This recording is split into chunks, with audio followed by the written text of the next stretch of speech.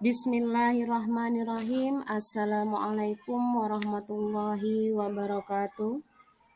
Apa kabar anak-anakku semua? Semoga selalu dalam keadaan sehat walafiat dan selalu dalam lindungan Allah Subhanahu wa taala. Baiklah, sebelum Ibu menjelaskan materi tentang minuman halal dan haram, alangkah terpujinya bila kita awali terlebih dulu pertemuan kita ini dengan membaca doa. A'udzu billahi minasyaitonir rajim. Bismillahirrahmanirrahim. Rabbi zidni ilma warzuqni fahma. Rabbi shrahli sadri wa yassirli amri wahlul 'uqdatam min lisani yafqahu qawli.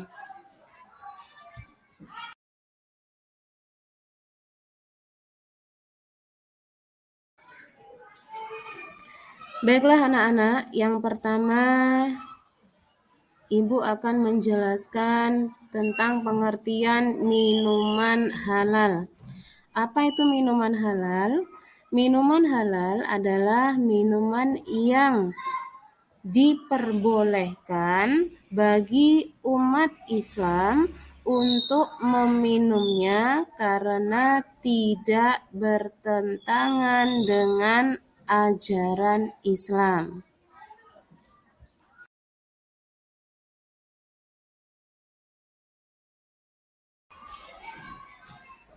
Adapun jenis-jenis minuman halal, di sini dapat kita lihat bahwa di antara minuman halal itu antaranya yaitu semua jenis air yang tidak membahayakan bagi kehidupan manusia.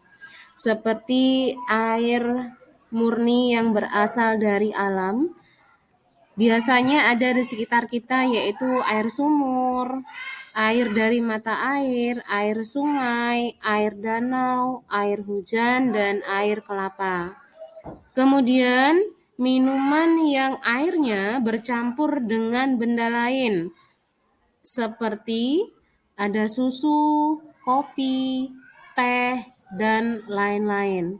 Kemudian yang termasuk jenis minuman halal adalah ada minuman yang melalui proses kimia. Contohnya adalah minuman yang mengandung soda seperti ada Sprite, Coca-Cola, Fanta, dan minuman lainnya.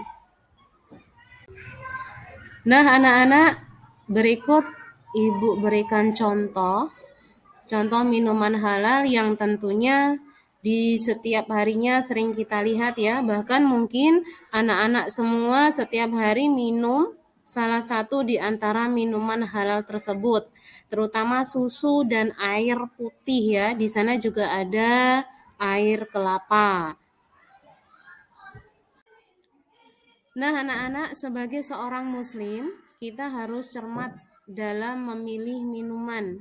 Kita hendaknya memastikan bahwa minuman yang kita konsumsi adalah minuman yang halal. Berikut Ibu tuliskan beberapa cara-cara yang dapat dilakukan agar kita terbiasa mengkonsumsi minuman halal. Yaitu diantaranya, yang pertama, membeli minuman dari tempat yang terpercaya atau sudah terjamin menjual minuman yang halal. Yang kedua, apabila kita membeli minuman, hendaknya membeli di tempat orang muslim. Jika terpaksa membeli pada orang non-muslim, kita pastikan minuman tersebut diperoleh dan diproses secara syariat Islam. Kemudian yang ketiga, mendapatkan minuman dengan cara yang baik. Artinya tidak boleh mencuri dan tidak merampas milik orang lain. Kemudian ada juga cara berikutnya, membeli minuman dengan uang yang diperoleh dengan cara yang benar dan halal. Uang itu tidak boleh dari hasil mencuri, merampok, berjudi, maupun korupsi.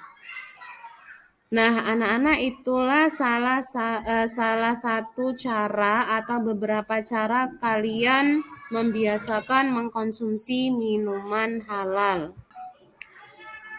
Selanjutnya, Ibu akan menjelaskan apa sih hikmah mengkonsumsi minuman halal itu. Yang pertama, mendapat kesehatan hati dan jasmani atau badan. Kemudian yang kedua, supaya doa kita dikabulkan oleh Allah. Dan berikutnya, agar kita dijauhkan dari siksa api neraka.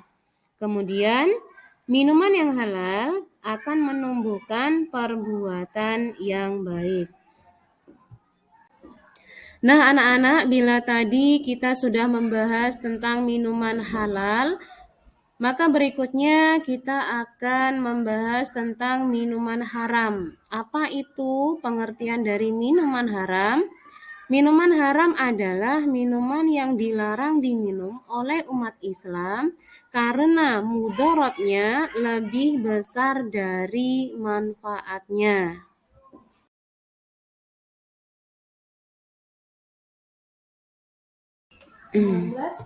Nah, tadi kita sudah membahas tentang jenis-jenis minuman halal ya. Nah, sekarang kita akan membahas jenis-jenis minuman haram.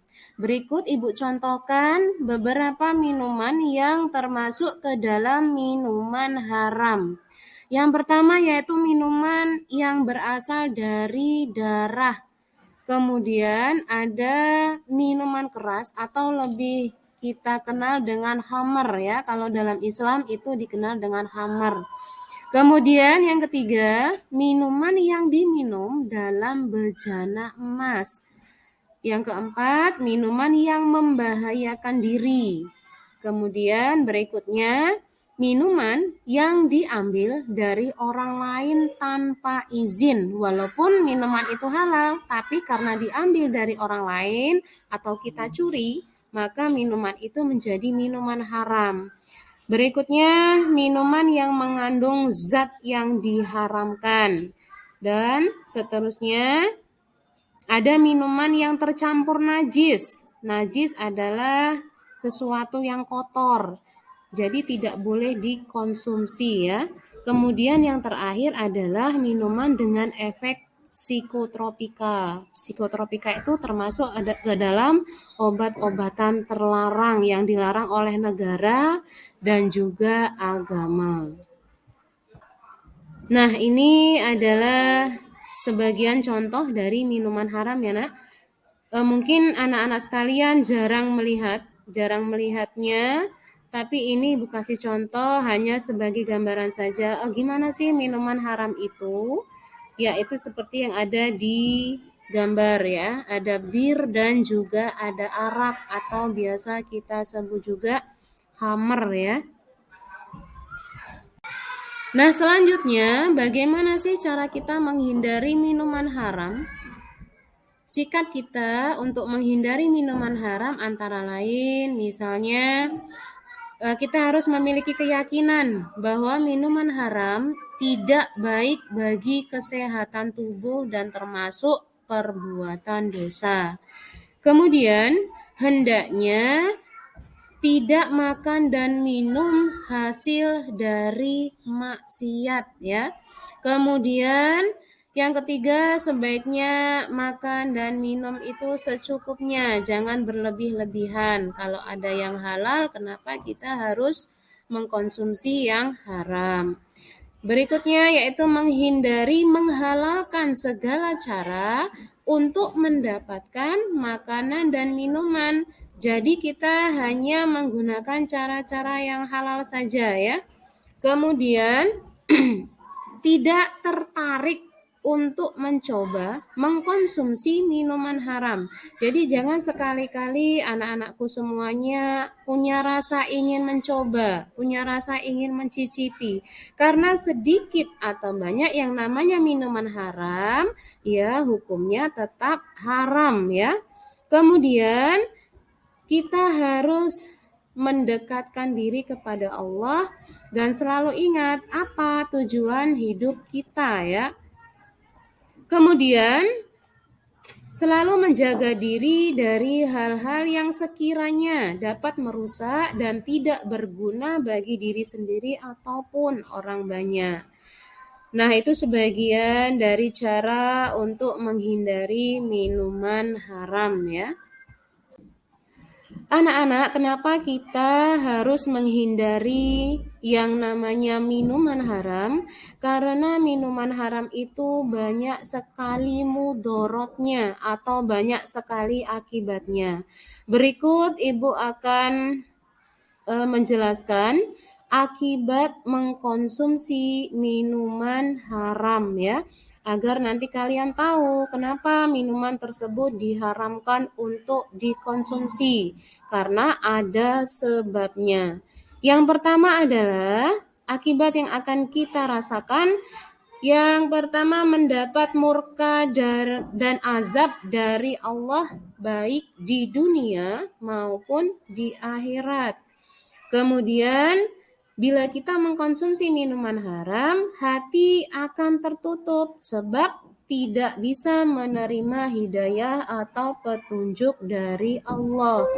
Kemudian yang ketiga, ibadah yang kita lakukan akan sia-sia ya, tidak akan mendapat pahala.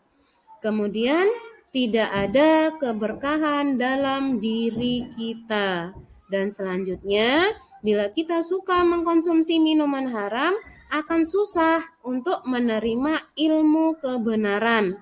Dan yang terakhir, badan kita tidak sehat dan mudah terkena berbagai macam penyakit. Nah, anak-anak, demikianlah tadi penjelasan Ibu tentang minuman halal dan haram. Semoga anak-anakku semua dapat memahami dan mengamalkannya dalam kehidupan sehari-hari. Baiklah, Ibu akhiri pertemuan kita kali ini. Wabillahi taufik wal hidayah. Wassalamualaikum warahmatullahi wabarakatuh.